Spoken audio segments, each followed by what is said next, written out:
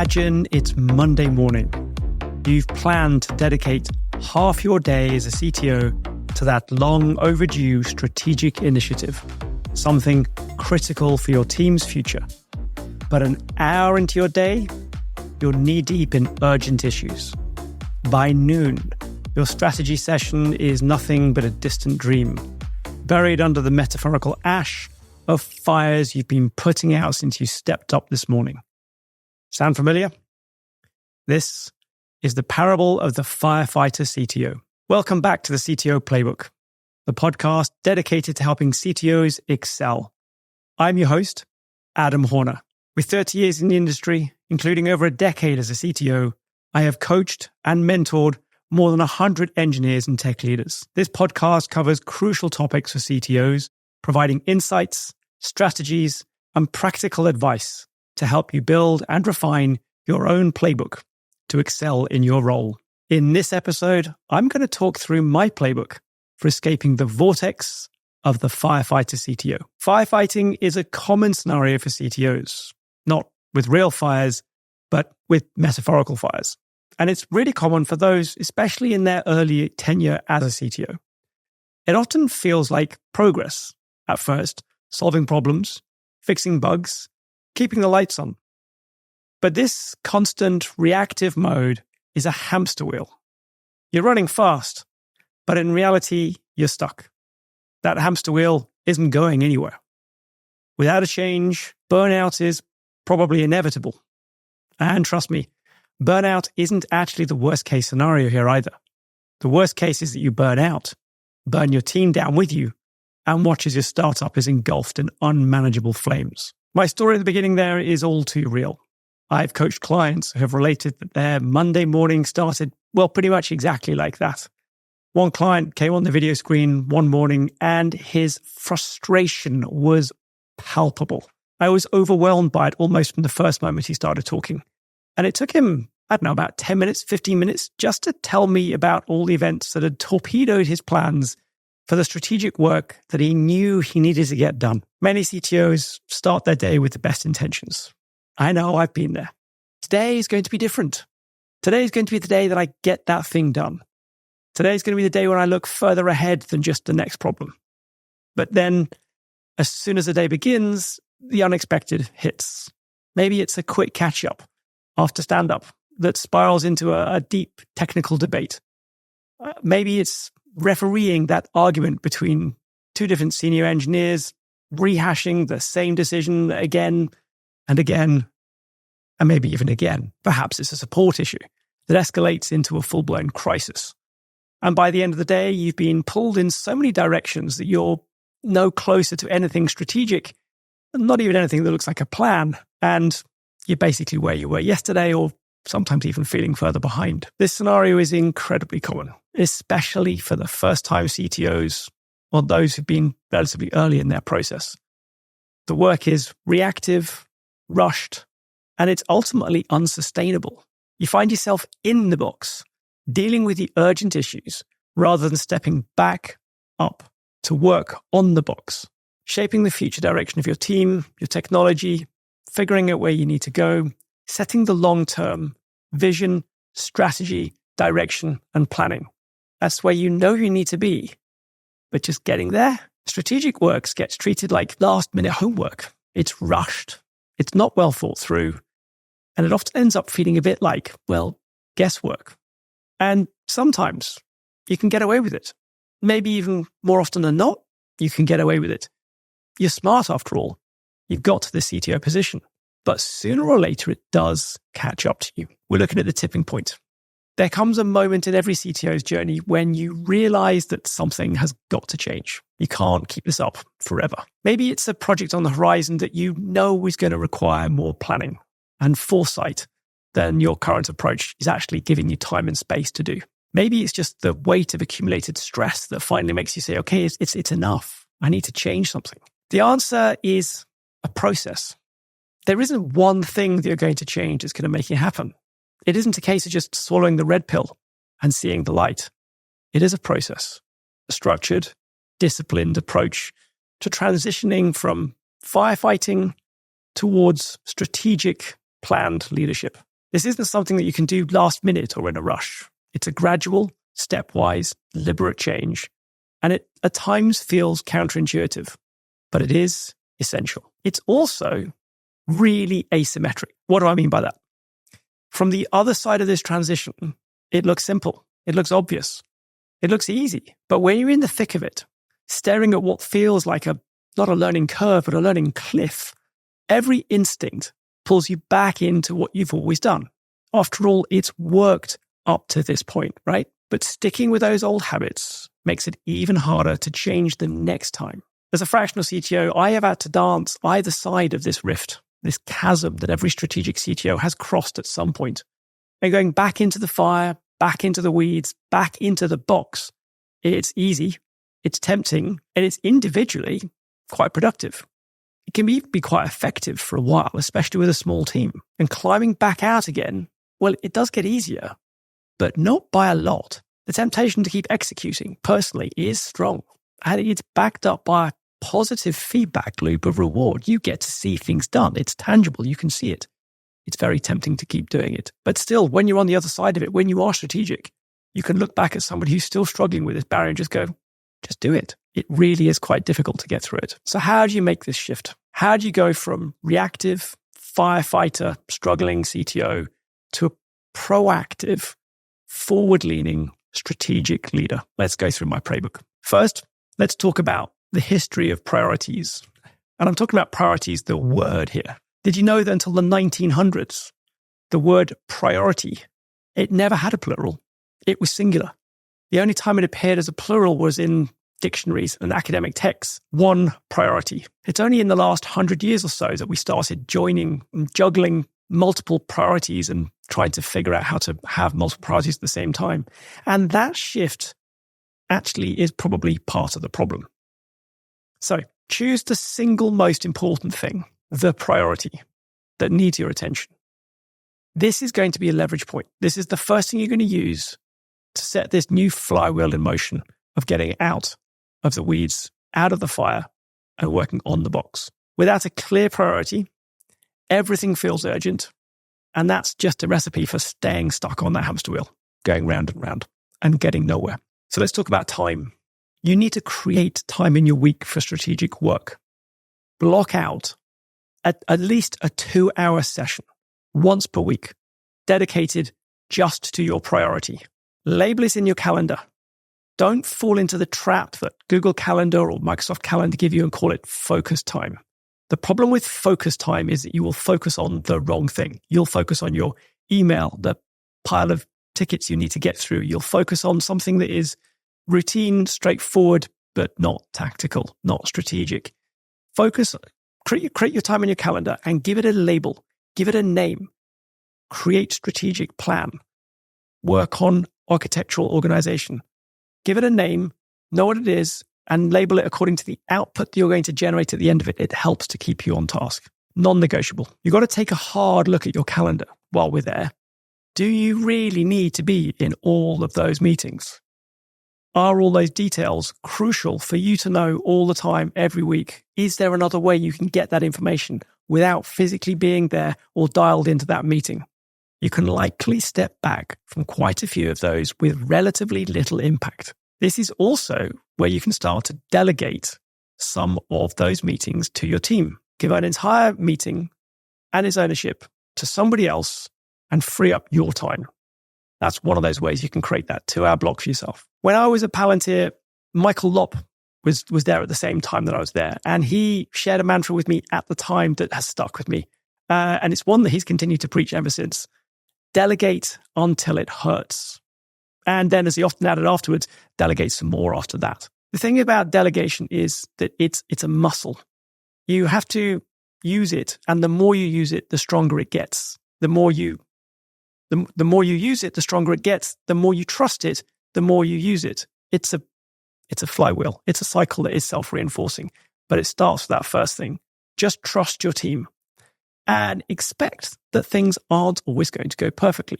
When you did things for the first time, when you were figuring it out, you made plenty of mistakes. Your team will too. And that's okay because that's part of the growth. Treat those mistakes as learning opportunities. Try and avoid the temptation to criticize them as failures. Look at them as learning for your team, as a way for them to grow as well. When I was working at Otago, I was CTO and co-founder, and I had my first sort of light bulb moment with delegation. I delegated not because I wanted to or because I planned to, but because I had to. I needed to go and help fundraising with the next round. And so I delegated supporting the production environment to a teammate. And I didn't think he was quite ready for it, but it was a necessity. I just had to let go of something. That was it. Anyway, as you can probably predict, an upgrade went sideways. The performance tanked, but I had delegated it. I didn't get called, and I resisted the urge to dive in. By the time I caught up with the team, an obscure bug had been discovered, fixed, released, and in the long run, we actually ended up saving money on infrastructure because of the fact that this bug made the platform much more efficient. And it probably wouldn't have been discovered by me. I'd have probably fixed it in a different way. Sometimes delegation has unexpected and fantastic results. For me, that was one of those moments where I figured out that delegation works. On the delegation point, one of the things about delegation is you have to listen a lot to what your people are telling you so you can learn what they're learning. So when someone comes to you with a problem, here's my tip about this one. Practice what I call reflection. Think of yourself a bit more like a mirror than as a voice person, speaker, leader. Listen, consider your thoughts, but don't immediately voice them. Hold them in. Instead, ask them what they think, what they recommend. Often, they actually already know the answer or they can predict what you would decide. So just ask them. This approach not only empowers your team, it also reduces the flood of questions that come your way over time all the time. So if you keep asking people when they come to you and say, how should we do this, boss? And you can say, what do you think? What's your suggestion? And when they give you a suggestion, you can say, okay, try that then. See how it goes. And you'll find that probably somewhere between 50 and 80% of the questions that were coming at you will slow down. And you'll find that only the higher quality issues that need your input, that need consideration of things that they can't see, budgets, different departments, another exec's input, or where the questions that still come to you, that still need your input. All the others, people will begin to realize, I just have to ask myself the question, figure out what it is. I may well know the answer. There's this ratio that people keep talking about. You've got 2 ears on 1 mouth. Listen twice as much as you speak, and it'll probably help you realize where you need to be for most of your team most of the time. Listen more, talk less. So where are we up to? We've gone through 4 things. Step 5, one-on-ones. One-on-ones with your direct reports are, in my world, non-negotiable. Aim for an hour every week, but find out what works best for you and for your team. I've seen teams that work great with 15 minutes a week. I've seen other teams that use 2 hours each per week.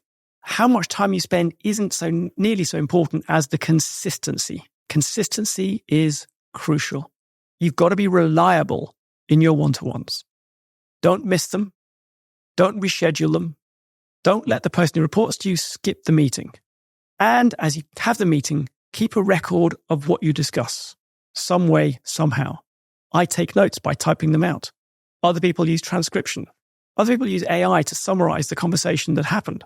Point is, you should use those notes to track progress and ensure that the meetings are cumulative and add value over time. Talk about anything. I always start off with, how's it going? What's happened? How's your week been? What are the events that have occurred? What do you think about things? The one-to-ones are leadership. It's not that you don't have time for them. It's not that they are, wasting time from execution.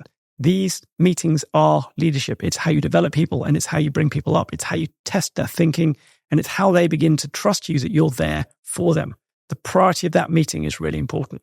I was really lucky. I had a great leader in a consultancy days when I was working in a consultancy, and I learned firsthand from him the power of those one-to-ones. He never rescheduled those meetings. He was always there for me. He was always on time. And when I suggested missing or shortening a one-to-one meeting, he fiercely defended that, held the guardrail for me there to make sure I attended fully and completely. He even told other team members of mine to just wait an hour while he needed to speak to me. It built trust. It built rapport. I respected him very quickly, and that very pattern allowed me to realize how important it is to be there as a leader. Another leader of mine later on, a CEO, basically said to me, 50% of leadership is showing up. And it couldn't be more important with the one-to-ones. Part of the one-to-ones is documenting it. So let's talk about documentation in the larger picture.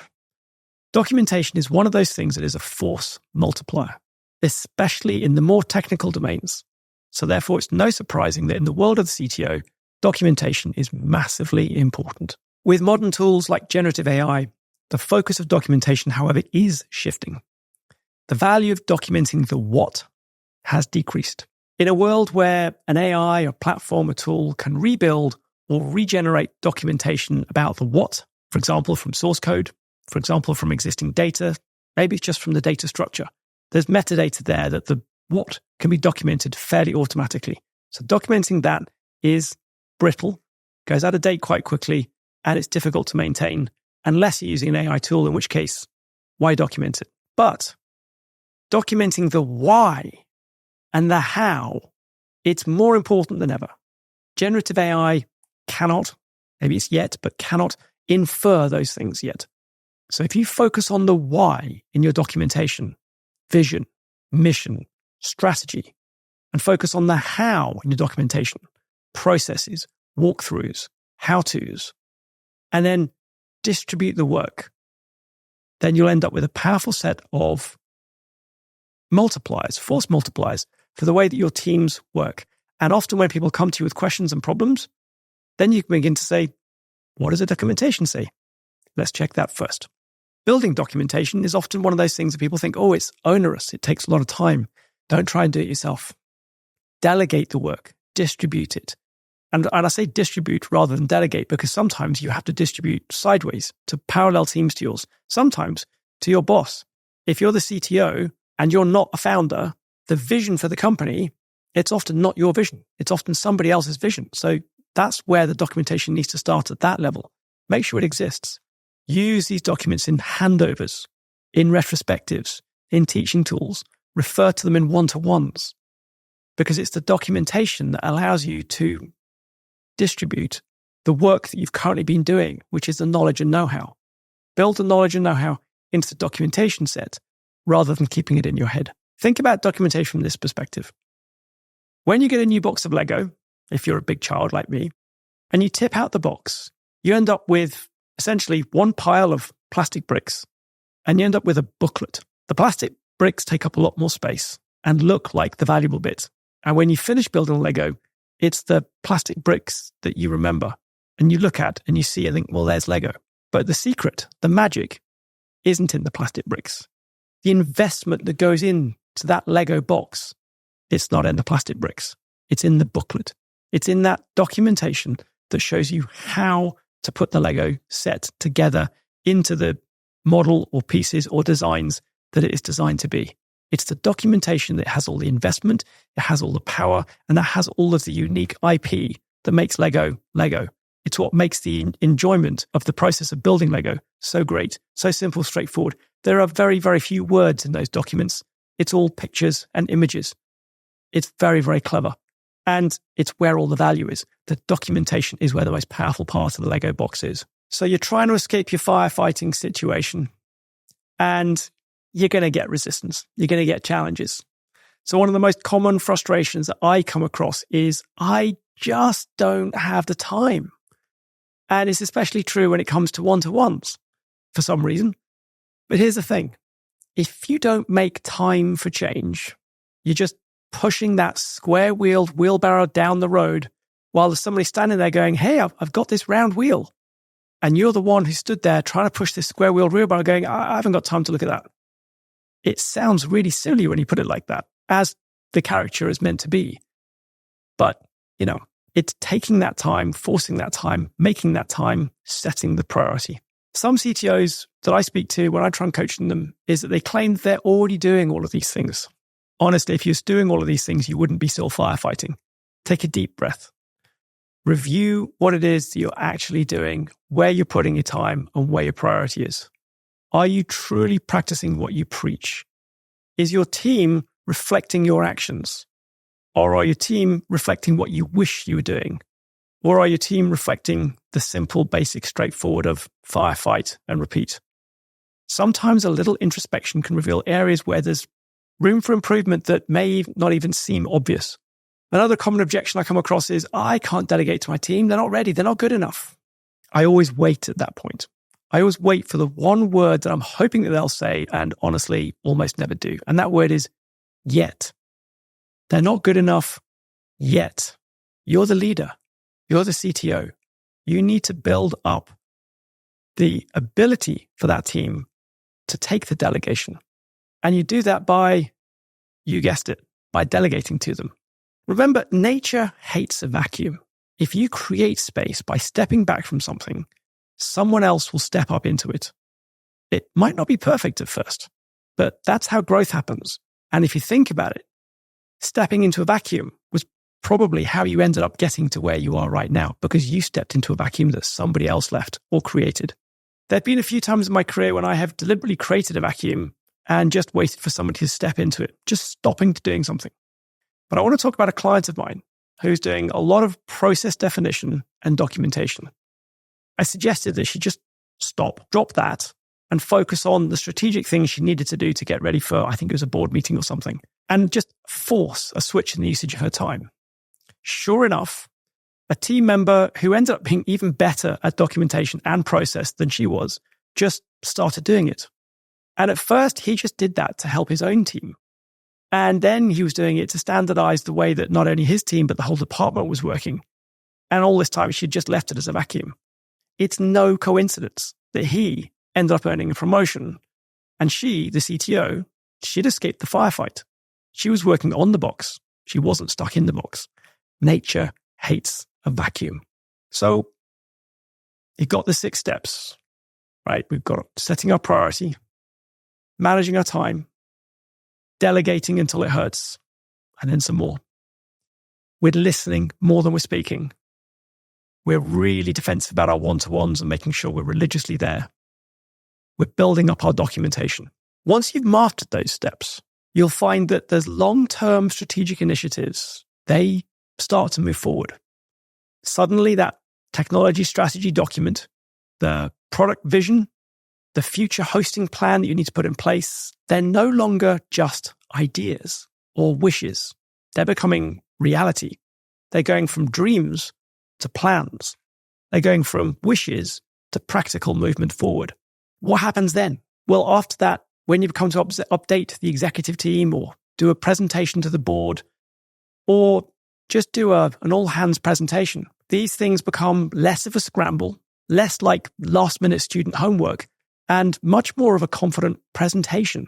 You have time to collaborate with your fellow C-suite team members. Financial forecasts become plans rather than retrospective wishes or dreams. Your own personal growth. You started. You've got over that transition from the reactive firefighting to a strategic leader. And if you manage to escape the firefighting mode as a CTO, you've crossed what I think of as the biggest chasm as a CTO. Now you have the foundation on which you can build the next successful phases of your career. So here's the challenge I put to you. This week, block off 2 hours in your calendar and label it with the priority that you're going to work on. Protect that time fiercely and dedicate it to your most pressing priority. Start taking those first steps towards becoming the leader you're meant to be. Also, remember, you don't have to do it alone. There are several other pathways.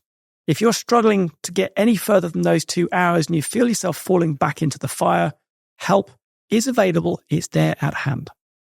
So what are some of the options? Well, I'm a fractional CTO. A lot of people think of a fractional CTO as the only CTO in a business. But if you're the CTO, or if you're the senior most technical person, what about bringing in a fractional CTO to work a few days per month, a few hours per week on some of those things that you just can't get to, but know that you want to and learn from them in the process? Help you get through that wall of fire with some additional help at the level somebody who's been there and done it before. Another option is somebody who can help you walk through that wall of fire and guide you through there. Somebody who can Sherpa your way and help you adapt your path to the hurdles and challenges that are going to be in front of you. Coaching, mentoring, teaching, all these are available. And a coach is a great person to help you navigate this route through and help you get out of the hamster wheel thinking of doing the same thing again and again. Finish off that firefighting and get to the point where you're working on the box. If you found today's episode valuable, please visit our website to join the CTO Playbook community and access more resources for your CTO journey. The link will be in the show notes. Until next time, stay innovative and keep leading with impact. Thank you very much for listening all the way through to the end. Just before you go, I'd like to ask you for one thing in return for putting together all these episodes of the CTO Playbook podcast for you. Please leave a review. Wherever you're listening, whether that is Apple Podcasts or Spotify or whichever platform you're on, leaving a quick review will help more CTOs find the podcast and enable me to create more great episodes. Thank you for listening, and I'll see you on the next episode of the CTO Playbook.